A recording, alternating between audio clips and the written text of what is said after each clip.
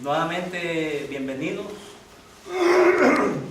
a una clase más de la Universidad Revelación 320, o Revelación 320 University, como mejor lo puedan escuchar ustedes. En esta ocasión vamos a estudiar acerca de los profetas mayores y profetas menores. Pero nosotros, antes de entrar a ver los tipos de profetas mayores o profetas menores, nosotros primero tenemos que saber qué cosa es un profeta. Ajá. ¡Wow! Tremenda palabra, ¿no? Significaba profeta. Profeta. Entonces yo quiero que ustedes me digan así a vuelo de pichón. Es una escuela.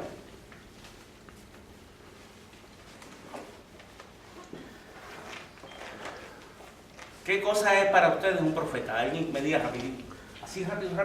Alguien que profetiza algo para...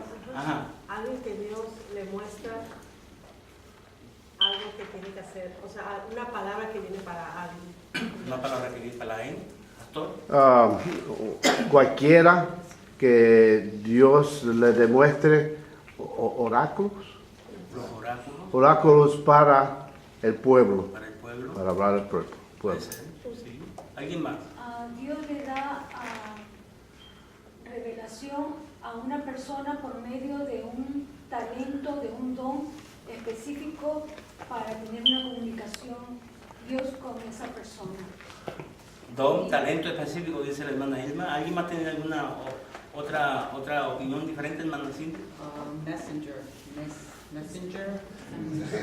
mensajero de Dios.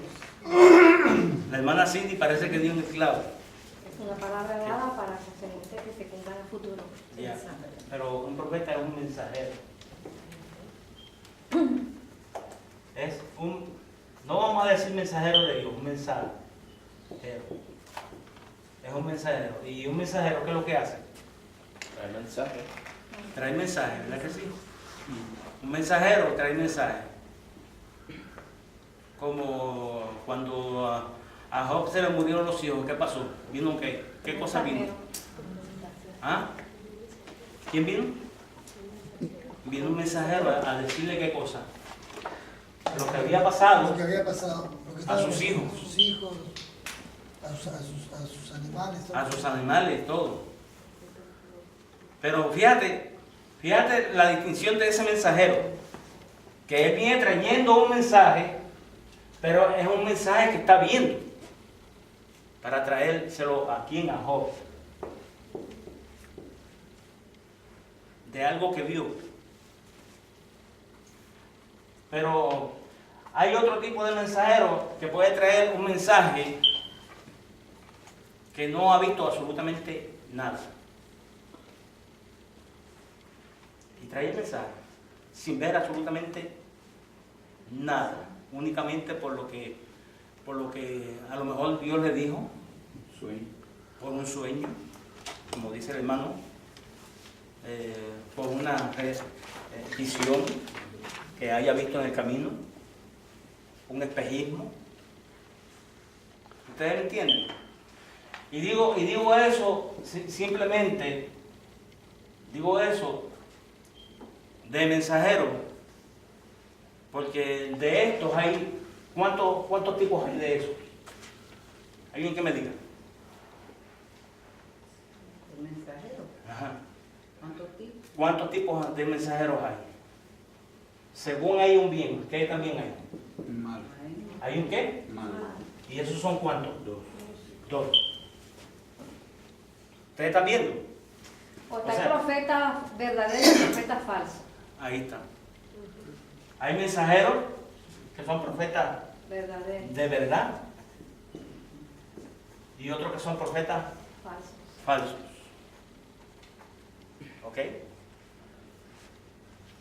Y podemos poner de ejemplo a Elías profeta. Elías profeta era un mensajero verdadero. Pero ¿cuántos profetas se levantaron en el pueblo? ¿Cuántos había? Yo habían 400, ¿no? 450 profetas de Baal. Eran profetas.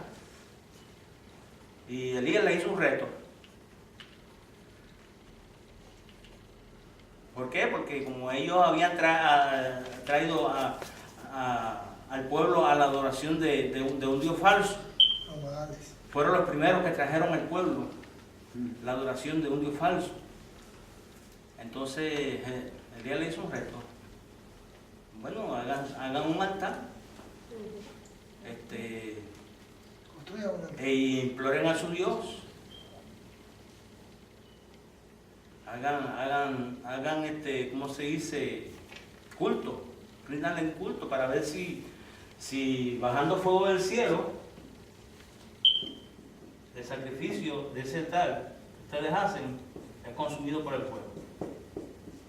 Y yo voy a hacer lo mismo y veremos quién es Dios. ¿Cuál es el verdadero Dios? Si su Dios o el Dios a quien yo sirvo. Y dice que ellos lloraban, ellos gritaban, ellos pataleaban, ellos se daban contra el piso, Se rasgaban las ropas. se agarraban las ropas, se juntaban cenizas, Se cortaban. se ¿verdad? cortaban, se vestían de luto, de silicio. Y Elías le decía, pero háganos un poquito más fuerte, a lo mejor es que está solo hoy. Sí, así lo Sí, así le decía Elías. Como en forma de... Era como una especie de reto que estaba haciendo Elías a Dios también. ¿Me entiendes? Porque por más que uno no quiera, uno no debe respetar. Pero Elías como que no miró eso, ¿no? Sí.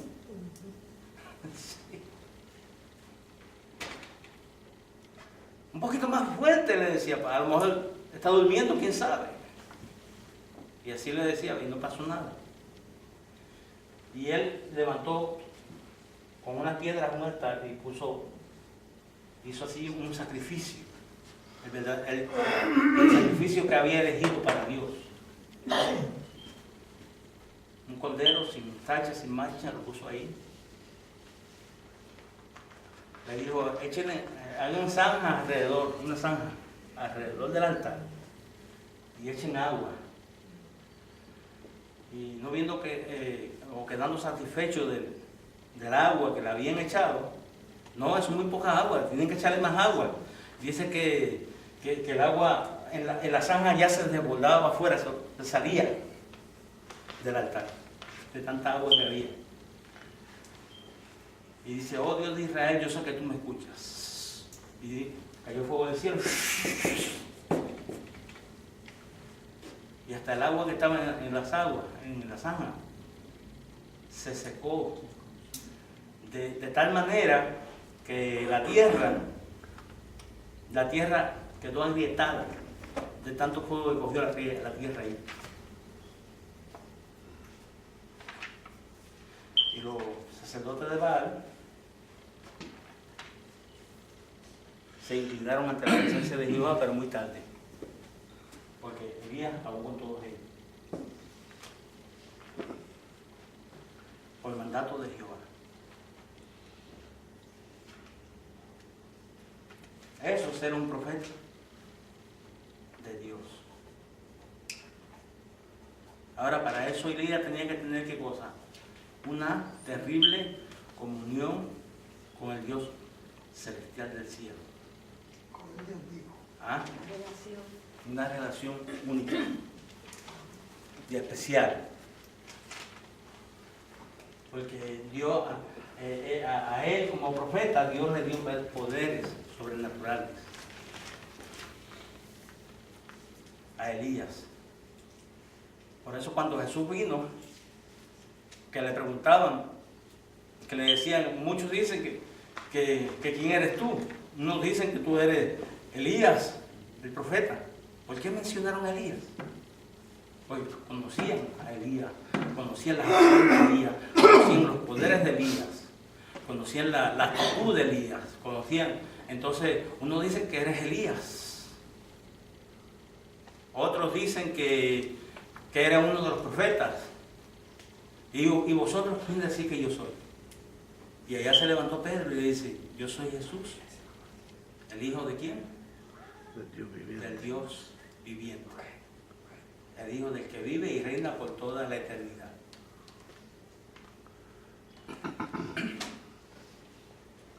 ¿Ok? Así que dentro de los mensajeros hay buenos mensajeros y hay malos mensajeros.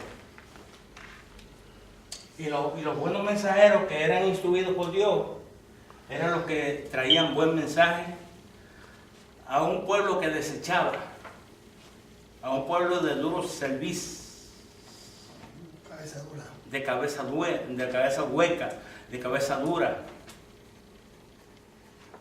¿Ok? Necios, mejor dicho, que dicen necios. A tal punto que rechazaban y apedreaban a los profetas. Los rechazaban y los apedreaban a los profetas. Ok. ¿Cómo entonces se formalizó un profeta? ¿Cómo se formalizó un profeta? Según nosotros vamos indagando e estudiando las escrituras,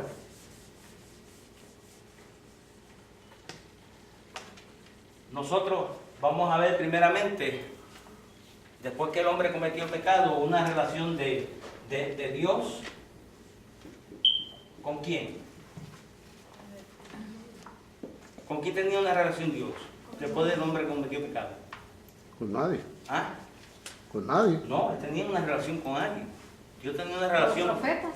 No, No, si no existía. tenía una relación con el hombre. Nunca se perdió. Porque Dios nunca, a pesar de que el hombre cometió pecado, nunca lo dejó solo. ¿Me entienden? Entonces Dios lo que hizo con el hombre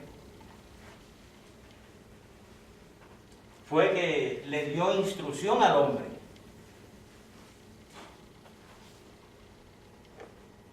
Al matar un cordero. ¿Qué fue lo que hizo con ese cordero? Mató el cordero y ¿qué hizo con la piel del cordero? ¿Quién sabe? Cubrió. ¿Ah? Cubrió. Cubrió. A lo que peca. La hizo vestir. Cubrió el pecado del hombre. O cubrió la justicia Del pecado. del hombre. O sea, fue la cobertura de la justicia de Dios sobre el hombre. Esa piel de ese cordero representaba la justicia de Dios cubriendo al hombre. Porque estaba lleno completamente de pecado. ¿Por qué? Porque el hombre se justificó él solo. Él mismo. El hombre se justificó él mismo.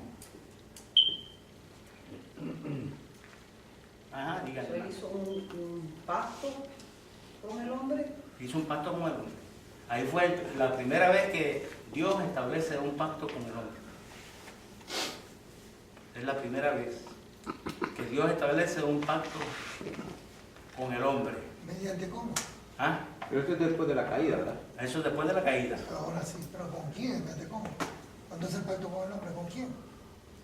Hizo pacto con el hombre para darle redención a través del cordero. Del cordero. Ahí fue cuando la primera vez el hombre vio la muerte. No la muerte física en él, la muerte de un animal. Y eso le causó mucha tristeza en esos momentos al hombre. Una tristeza muy fuerte, porque él prácticamente no sabía en lo que se había metido. Entonces vio que ese cordero llegó a la muerte. Pero imagínense, si fue tristeza esa para él, imagínense cuán tristeza grande no sería cuando Caín se levantó contra su hermano Abel. Que fue el primer hombre muerto en la tierra por un humano, por un sacrificio. Por celos. ¿Se acuerdan del examen? Porque Abel hizo qué cosa? Lo que Dios estableció con el hombre. Tomó un cordero y lo sacrificó a Abel. Y la ofrenda de Caín era qué cosa? De lo mejor del fruto de la tierra, de lo mejor. lo más rosadito, lo más bonito. Las mejores de las intenciones. Pero las buenas intenciones no le dan al hombre la oportunidad de salvación. Una pregunta, cuando Abel hizo el sacrificio, ¿él supo que Dios quería en ese tiempo? Porque eso fue lo que Dios estableció con el hombre. Estableció. Sí, un sacrificio de un animal. Porque el cordero representaba a quién? Al que vendría a ¿qué? A salvarnos y a librarnos del pecado. Sí. Otra pregunta, es que yo creía que eso pasó después, no cuando era Abel, por una razón u otra. No me acuerdo leyendo eso, pero que estoy aprendiendo, por eso estoy diciendo. Dio ofrenda, Señor, pues como una ofrenda de sacrificio. Porque Dios con eso, al establecer un pacto con el hombre y sacrificar un cordero, eso tenía que seguir en su sacrificio para el perdón de su pecado. ¿Me entienden? Y según podemos nosotros comprender y entender, en el pueblo de Israel era en la mañana y en la tarde, al final del día. En la mañana y en la tarde, antes de que supiera el sol, eran 2 sacrificios por día. En el pueblo de Israel estoy hablando. En el tiempo del hombre, a cada cuánto tiempo, no sé, no podría decirle, pero fue lo que Dios estableció.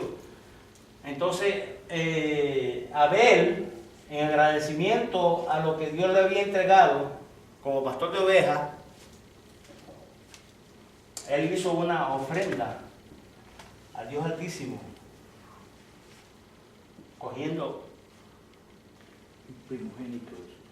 un primogénito de los corderos de su manada. Lo mejor. De lo mejor también. También de buena intención. Pero fue lo que Dios le dijo. Entonces Dios se gozó y la ofrenda de él llegó al cielo. En cambio Caín, aunque eran de los frutos y los mejores frutos, no le fue agradable esa ofrenda a Dios. Y él miró con desprecio aquí a Abel su hermano. Y un día en el campo se levantó en contra de él por causa de lo que Abel había sido deleitado ante la presencia de Dios. Se levantó en contra de su hermano y lo mató. Y Dios se le presentó a Caín y le preguntó por su hermano. ¿Qué has hecho? ¿Y qué fue lo que le dijo? Caín, ¿qué? ¿Soy yo acaso guarda de mi hermano? Yo tengo que estar cuidando por él. Pero es que la sangre de tu hermano clama a mí desde la tierra, le dijo Dios. ¿Qué has hecho? Si bien hicieres, serás agradecido. Pero si hicieres mal, las puertas están abiertas. ¿Las puertas de qué? Del pecado. Están abiertas para que sigas haciendo lo que te dé la gana. Maldito será sobre la tierra, le dijo. ¿Y qué fue lo que le dijo? Entonces cualquiera que me encontrara, no. Pongo señal en ti para que nadie te haga daño. Mira la misericordia cómo se manifiesta en el hombre Dios todavía. Porque de aquí, de la parte de Caín, es que se emprende la desobediencia, se emprende el asunto de no servir a Dios, de ser duros, de servidumbre. Entonces, y conoció Eva a su esposo Adán, la cual concibió y dio a luz un hijo y llamó su nombre Set. Cuando eso aparece ahí, es porque Set iba a ocupar los designios y la formalización de Abel. Era el que iba a seguir la genealogía de la salvación a través de Set. Entonces ya hay 2 generaciones, la generación de Set y la generación de Caín. Dos generaciones que van corriendo paralelas y que en ningún punto ni bajo ninguna circunstancia esas dos generaciones se pueden encontrar, porque las dos son contrarias. Una para sembrar el mal y la discordia y la maldad, y la otra para traer al príncipe de los príncipes, al Salvador, al Redentor, al Rey del mundo. De aquí, de Seth, sale la descendencia de David.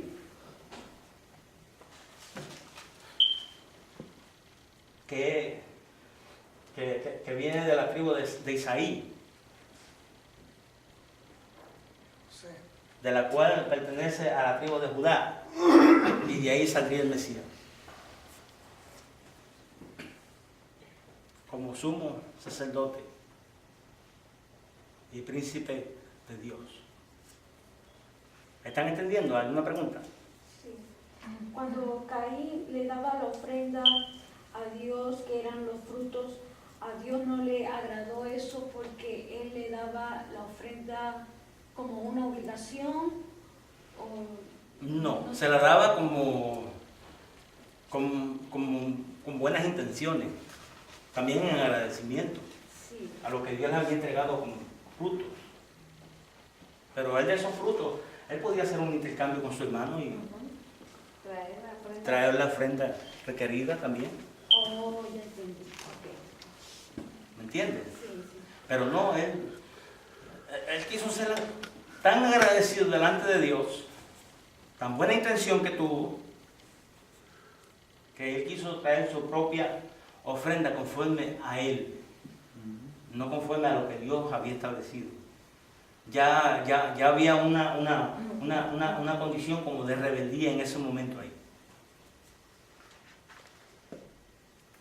Que aunque lo estuviera haciendo, podríamos decir sin conocimiento ninguno,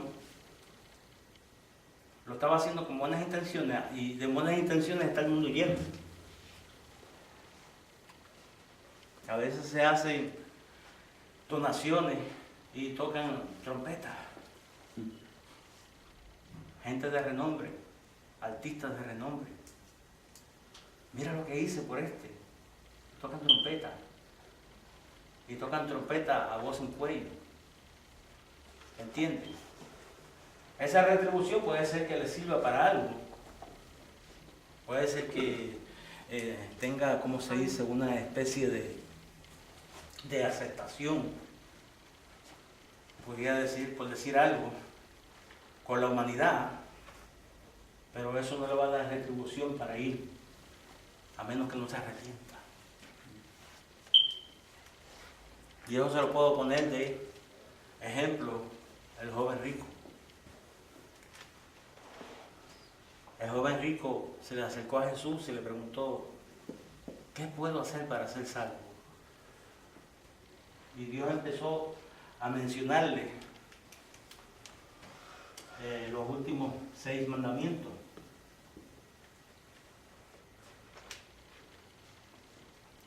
No, los primeros 4 mandamientos, mejor dicho. Amas a tu Dios sobre todas las cosas. Amas. No tomas el nombre de Dios en vano. Observas el día de reposo. No tienes dioses ajenos. Y esa tú dices, eso lo hago yo desde que nací. O sea, eso es automático en mí. Desde que yo nací, eso fue lo que me instruyeron mis padres. Jesús le dice, bueno, te falta una cosa. Vende todo. Vende todo lo que tienes y dalo a los pobres. Él no le dijo, deshazte de todo. Él no le dijo, deshazte de todo. Pero dice la palabra del Señor que el joven rico se fue como. Vio que su corazón se entristeció. Se entristeció su corazón y se fue triste.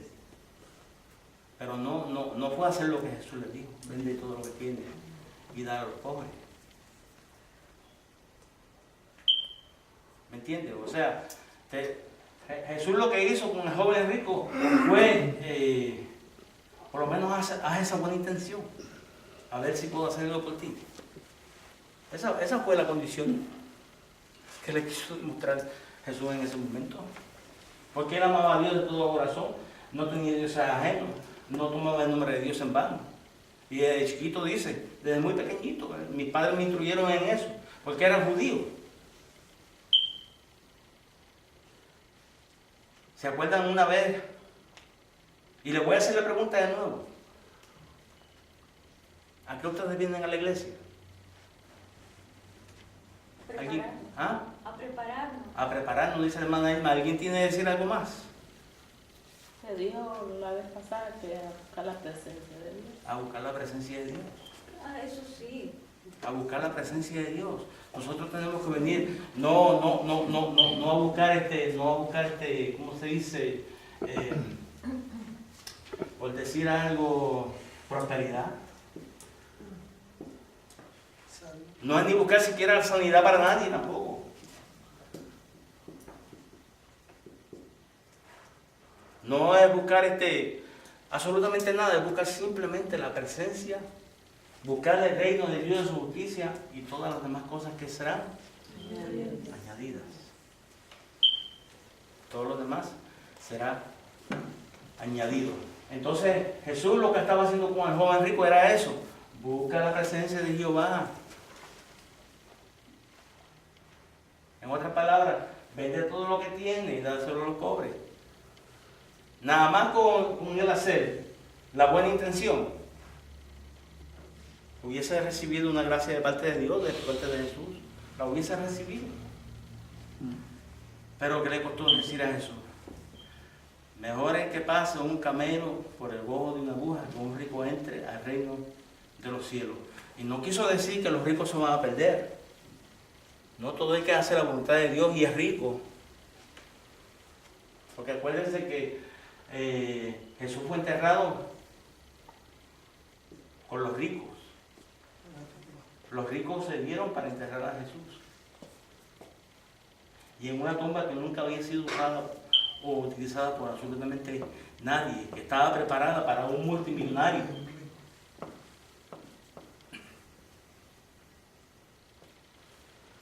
Entre los ricos fue su sepultura. Nació como rico. Jesús nació como rico. ¿En dónde nació como rico? ¿En dónde nació Jesús? Pesebre. En un pesebre. ¿Qué había alrededor de él cuando nació? Animales. ¿Ah? Animales, pájaros, Y cuando le trajeron los regalos, comida. era Entonces vinieron unos reyes, unos multimillonarios, y le trajeron oro, incienso y mirra. Con el oro que le trajeron a Jesús solamente, él se dio tremenda vidaza con eso. Pero conforme a su forma y a su criterio, y conforme a la forma y al criterio de sus padres, conforme a lo que los padres habían recibido como enseñanza. ¿Estamos entendiendo? Amén. ¿Ok? Ajá. Yo tengo una pregunta ahora que usted tocó el tema y siempre la quise saber y nunca la tomé. Cuando Jesús nació en un pesebre y cuando llegaron los reyes y le ofrendaron todo, Jesús con su María y José, ¿qué hicieron con toda esa ofrenda? En la Biblia nunca detallaron eso. No sé si... Y no lo habla la Biblia, entonces nosotros tenemos que deducir entonces qué fue lo que pasó con esas ofrendas que le trajeron a Jesús, con esos regalos que le trajeron a Jesús. Porque el oro, ante la presencia del Señor, se utilizaba para que, si mal no recuerdo, pastor, ¿qué simbolizaba el oro? Poder. Divinidad. Divinidad. Divinidad. Sí. El incienso, las oraciones de quién? Los santos. De los santos. Y la mirra, Y la mirra, unción. unción. ¿Por qué unción? Porque con la mirra se ungía a los muertos. con la mirra se cubría a los muertos. Era como lo mezclaban con algo y eso se convertía más duro que una pega. Era para embalsamar. Para embalsamar. A Jesús lo pusieron en un lienzo. Un lienzo. Que cuando eso se seca, eso no hay quien lo abra. Duro. Y el lienzo apareció vacío. ¿Cómo salió Jesús de ahí? No apareció abierto, apareció vacío, un hueco. La forma de Jesús dentro del lienzo.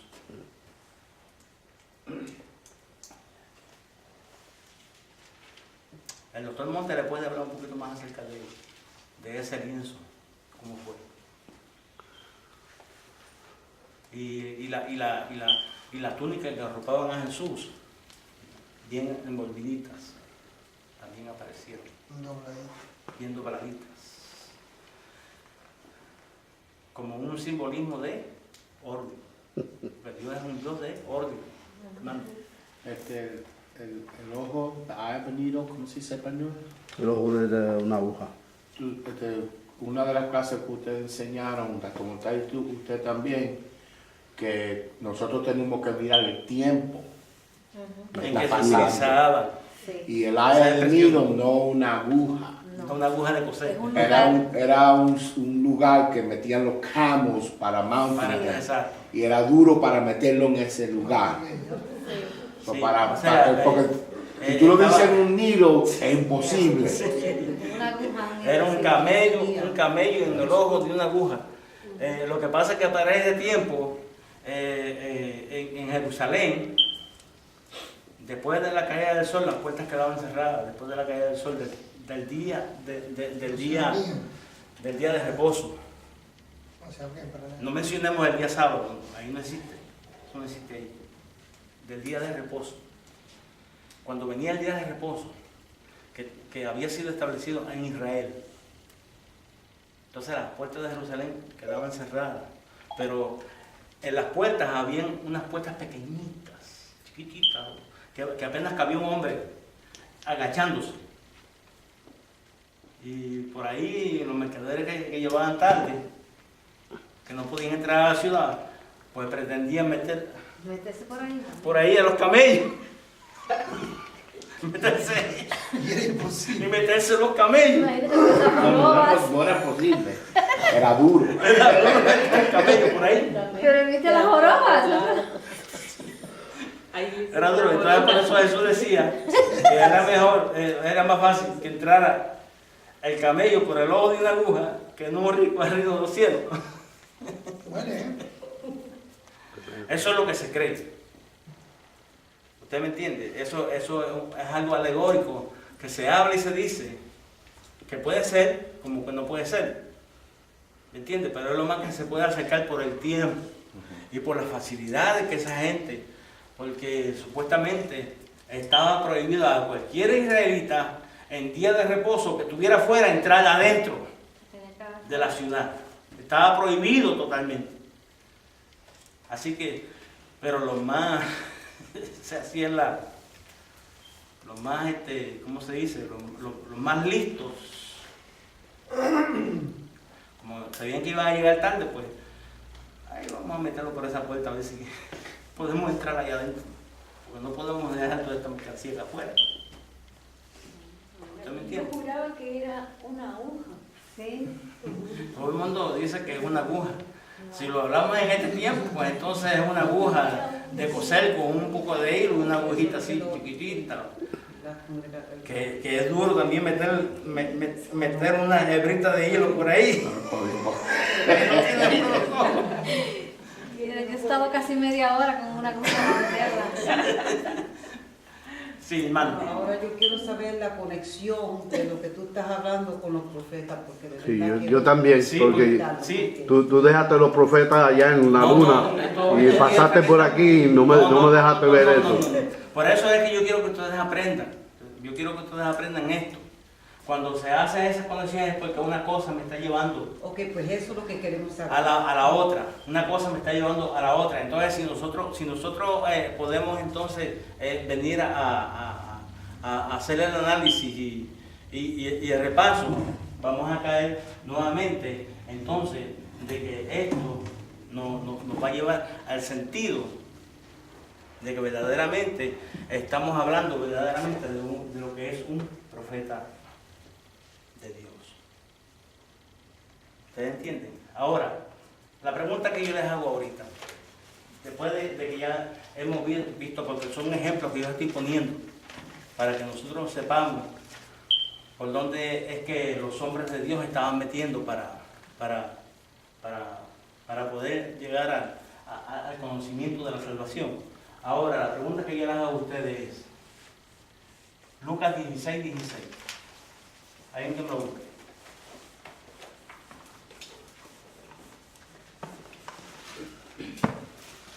Porque todavía falta para hablar acerca de los profetas y cómo se formalizó el profeta. Amén. La palabra Ok. del Señor se lee en el nombre del Padre, del Hijo y del Espíritu Santo. La ley y los profetas tienen hasta Juan. Desde entonces el reino de Dios es anunciado y todos se esfuerzan por entrar en él. Pero más fácil es que pasen por el cielo y la tierra que se frustre una tilde de la ley. ¿Qué ustedes creen? La ley y los profetas hasta Juan. Desde entonces de los cielos, el reino de los cielos se ha acercado. ¿Qué ustedes entienden por eso? ¿Sería que Juan fue el último profeta sobre la tierra? ¿Qué ustedes creen? ¿Qué ustedes entienden por ese texto?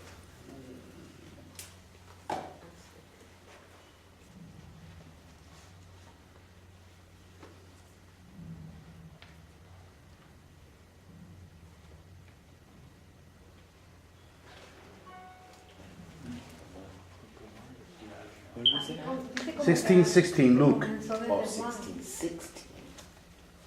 Bueno, fácilmente que los profetas como antes estaban, ya no existieron, no van a existir en esa forma que hay, como había uno, Elías, que cubría todo el lugar. Ahora el reino de Dios establecido por la iglesia, en ese formalismo se va a llevar a cabo. Puede ser. Puede ser. Porque los profetas en el Viejo Testamento era porque no había como ahora que nosotros tenemos el Espíritu Santo y hablamos la verdad de Cristo y el sacrificio de Cristo. Pero los profetas en el tiempo de los Viejos Testamentos no estaba el sacrificio, ni estaban viviendo con el Espíritu. Ok. Primeramente, lo que les dije al principio, eso puede ser. No estoy. Pero lo que les dije al principio, Dios primeramente tuvo su relación con quién, con Adán. Porque obviamente, Adán fue el que cometió pecado, pero Dios no lo dejó solo. Pero así con Adán, él siguió comisionando hombres. Porque la maldad de los hombres fue mucha sobre la tierra. ¿Cómo fue la maldad? Fue mucha sobre la tierra. Entonces los hombres, en vez de hacer lo que Dios había establecido por Adán, el sacrificio del cordero, el hombre estaba haciendo todo lo contrario. Se estaba viniendo por la tangente y haciendo lo malo. ¿Ok? Pero ¿qué pasa? Que encontró entonces Dios, miró sobre toda la tierra, dice, y se arrepintió Dios de haber creado al hombre sobre la tierra. Se arrepintió Dios, se arrepintió. Cuando tú te arrepientes de algo, ¿qué es lo que pasa contigo? ¿Tú te arrepientes de qué? ¿Qué es lo que pasa contigo cuando tú te arrepientes? De haberlo hecho, ¿verdad que sí? Tú te arrepientes. Ese fue precisamente el arrepentimiento que Dios estuvo. Literalmente, en forma precisa, a sí mismo. Porque Él miró sobre la tierra y no encontró ni un hombre justo, ni alguien que hiciera el bien. Ni alguien que hiciera el bien. Pero entonces apareció ¿quién? Pero halló gracia ¿dónde? ¿Por qué? Porque halló gracia en Noé. Porque de todos los hombres perversos, incluyendo a Noé, perverso también, incluyéndolo a él, de todos los hombres perversos, Dios halló gracia en Noé, porque Noé hacía sacrificio delante de Dios conforme a como Dios había establecido con el hombre. Miren bien eso. Miren bien eso. Entonces, Noé fue levantado, si no el primer profeta, uno de los primeros profetas. La palabra dice que era un varón justo y perfecto en su generación. En su generación. Justo y perfecto en su generación. Porque dice Dios que Él miró. Si ustedes leen un poquito más detalladamente en la palabra, ustedes van a encontrar que Dios miró sobre la tierra y no encontró ni a uno justo, ni nadie que hiciera el bien. Entonces Dios llamó a Noé y le dio ¿cuánto? 120 años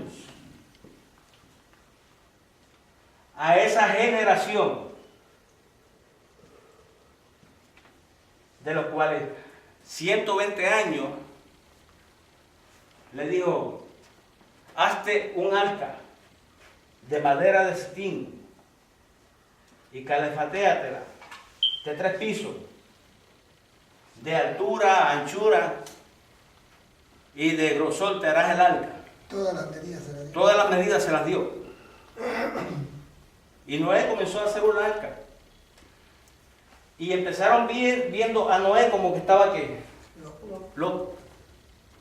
¿Por qué? Porque la generación era generación perversa y despreciable y no aceptaba los designios de Dios. O sea, los designios de Dios en el hombre desaparecieron total y completamente. El hombre se convirtió en duro de servidumbre, a pesar de que estaba la generación de Set y la de Caín, que yo les dije al principio que no se encontraban en su paralelismo, no se encuentra ninguna de las dos. Una haciendo aparentemente el bien y la otra haciendo. Pero los de Set también iban por su rumbo. Porque Dios ahora entonces no está tratando con Adán, ahora Dios está tratando con hombres que no quieren reconocer su señorío como su Dios, como su Señor. Hombres que se convierten en idólatras, que se convierten en adoradores de ídolos, que se convierten en fanáticos, que están más apegados a las cosas terrenales que a las celestiales. O sea, no están emprendidos dentro de una buena enseñanza de la existencia de Dios. Pero Dios quiere seguir teniendo trato con el hombre. Y escoge a Noé y está 120 años construyendo esa arca. Pero cuando Dios se arrepintió por los hombres, también ahí hubo culpa de parte de los ángeles, ¿no? Anterior de eso, porque cuando los hijos de Dios se enamoraron de los hijos de las hijas. Eso es otro estudio. No, pero le digo yo que también es parte de que no es solo el hombre en sí. Sí, porque lo que tiene caso es que cuando tú no aceptas a Dios, tú estás aceptando ¿a quién? Al maligno. Cuando el hombre no acepta a Dios, cuando no sirve a Dios, está adorando algo. Está del otro lado. Ha puesto algo antes que Dios. Exacto. Entonces Dios no quiere romper esa conexión con el hombre y escoge a Noé. Y la gracia de Dios cae sobre Noé. Su gracia cae sobre Noé. Y empieza a construir esa arca por 120 años y la termina. ¿Cuántos de ustedes creen que entraron en el arca? ¿Cuántos fueron? 8. 8.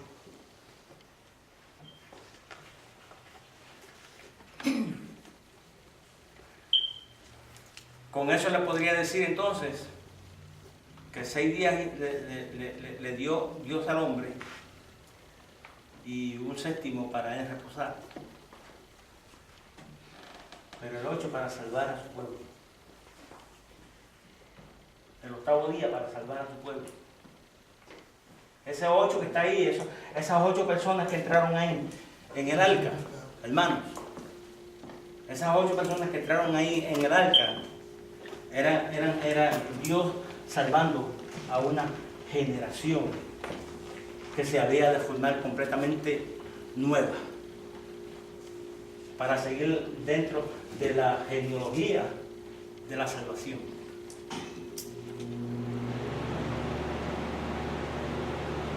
A pesar de que el único justo que aparentemente estaba ahí era ¿quién?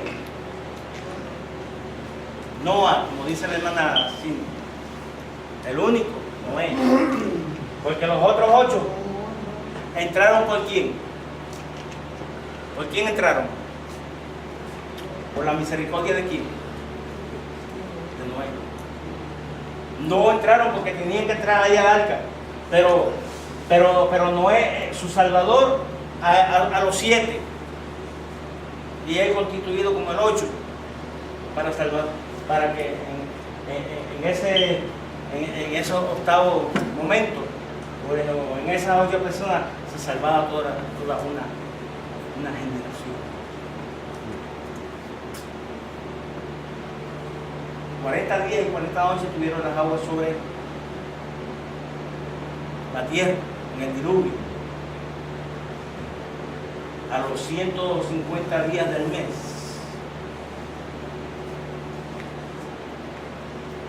en el mes, un mes que Dios había cogido, en el día tal, levantó Noé entonces un altar a Jehová y hizo sacrificio delante de la presencia de Dios por haber salvado a su genealogía, por haber salvado a su generación. ¿Estamos? Entonces podemos decir que solamente cuando Dios estableció profetas sobre la tierra es porque Él quería seguir teniendo relación y conexión con el hombre. Y no quedando conforme a esto, esa generación fue creciendo y se levantaron dentro de esta misma generación, porque acuérdense que es una de 7 personas que prácticamente entraban por misericordia, no porque ellos aceptaron la salvación, sino porque entraban por misericordia, pero también ellos estaban dentro de sus planes y levantaron una generación y se levantó una generación perversa, ambigua, una generación sin escrúpulos, y ellos decidieron ¿qué cosa? Levantar una torre. ¿Cómo se llamaba la torre? Babel. Hagamos una torre que dice, cuando Dios le había dicho que no iba a negar más la tierra con agua, que no iba a destruir más la tierra con agua, entonces ellos dijeron, no, hagamos una torre que llegue ¿hasta dónde? El cielo. Hasta el cielo, para que si viene el diluvio no nos coja de nuevo. Estamos haciendo ¿qué? Todo lo contrario de lo que Dios ¿qué? Le había dicho aquí a Noé por el aliento del sacrificio que Noé había recibido. El profeta de Dios. Siempre el hombre quiso hacer todo lo contrario. ¿Y qué pasó aquí? ¿Qué se confundieron? ¿Qué cosa? Y fueron esparcidas por dónde? Por toda la tierra. Confundió las lenguas. Descendió Dios y confundió las lenguas de toda esa gente y fueron esparcidos por toda la tierra. Por eso hay tantos idiomas, dialectos y subdialectos en el mundo. Muchos, de todas clases. Por causa de eso. De todo eso hay. Eso aconteció. Cada cosa que acontecía en el mundo eran como 1000 años que pasaban. Una generación de 1000 años que Pasaban cada 1000 años sucedía, o cada 2000 años sucedía algo sobre la tierra. ¿Ok? Entonces, y aquí, al establecer entonces Dios confundir todas las lenguas, entonces aparece ¿quién? Abraham, el cual Dios establece con Abraham una nueva promesa y levanta también un pacto con Abraham. Le da esa promesa, siendo entonces denominado Abraham como un profeta de Dios. Entonces Dios está estableciendo a los profetas para tener solo y exclusivamente una relación con el hombre y con la humanidad, pero el círculo se va achicando. Entonces escoge a Abraham, un adorador de ídolos,